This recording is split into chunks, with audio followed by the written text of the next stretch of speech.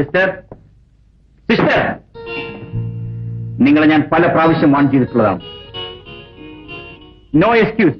എനിക്കൊന്നും കേൾക്കണ്ട. ഞാൻ നിങ്ങളുടെ പേരിൽ നടപടിയെടുക്കാൻ പോവുകയാണ്. ഡോക്ടർ, നിങ്ങളുടെ കരച്ചിലൊന്നും എനിക്ക് കാണണ്ട. രാത്രി മുഴുവൻ സിനിമയും നാടകമൊന്നും പറഞ്ഞ് നടക്കും. എന്നിട്ട് ഡ്യൂട്ടി സമയത്തോടെ വന്നിരുന്ന് ഉറങ്ങുകയും ചെയ്യും. ഇല്ല ഡോക്ടർ, ഞാൻ വീട്ടിലാണ് പോയത്.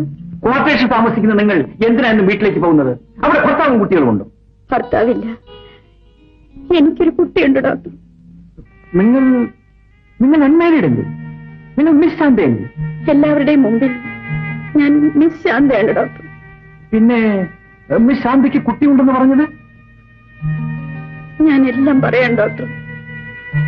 അച്ഛനും അമ്മയും ഇല്ലാത്ത എന്നെ വളർത്തിയത് എന്റെ കൊച്ചമ്മയാണ്. ഞാൻ പഠിച്ചുകൊണ്ടിരുന്നപ്പോൾ എന്നെ ഒരാൾ സ്നേഹിച്ചു. ഞാൻ അദ്ദേഹത്തെയും ഞാൻ ഗർഭിണിയായി. അദ്ദേഹത്തിന്റെ വീട്ടുകാരുടെ എതിർപ്പോടുകൂടിയാണെങ്കിലും ഞങ്ങളുടെ വിവാഹം നിശ്ചയിച്ചു. വിവാഹസാരി വാങ്ങാൻ പോയ അദ്ദേഹം തിരിച്ചു വന്നില്ല. അപകടത്തിൽപ്പെട്ട് മരിച്ചു. ആ മന്ത്രകോടി അദ്ദേഹത്തിന്റെ ശവശരീരത്തിൽ തന്നെ ഇടേണ്ടി വന്നു ഡോക്ടർ. പിന്നെ ഞാൻ അനുഭവിക്കാത്ത ദുഃഖങ്ങളില്ല. ഞാൻ രഹസ്യമായി പ്രസവിച്ചു.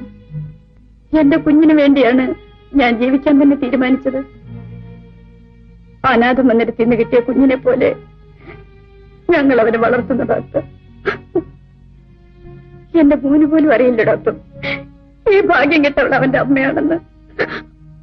എന്റെ പൊന്നുമോൻ കുറെ ദിവസങ്ങളെ രോഗം പിടിപെട്ട് അവശനിലയിലാണ്. ഡ്യൂട്ടി കഴിഞ്ഞു പോയാൽ ഊണും ഉറക്കവും ഇല്ലാതെ എന്റെ മടിയിൽ വെച്ച് അവനെ ചികിത്സിക്കുകയാണ്. ഞാൻ സമാധാനമായി ഉറങ്ങിയിട്ട് എത്രയോ ദിവസങ്ങളായി ഡോക്ടർ. ഈ നിലയിൽ എന്റെ ജോലി കൂടി പോയാൽ sorry, I am very sorry. എനിക്കൊരപേക്ഷ കൂടിയുണ്ട്. ഈ രഹസ്യം മറ്റാരും അറിയരുത് ഡോക്ടർ. ഇല്ല ശാന്ത, ഞാനിത് രഹസ്യമായി തന്നെ സൂക്ഷിക്കും. ശാന്ത സമാധാനമായിരിക്കും. ബൈ ദ ബൈ, ഏത് ഡോക്ടറാണ് കുട്ടിയെ ചികിത്സിക്കുന്നത്?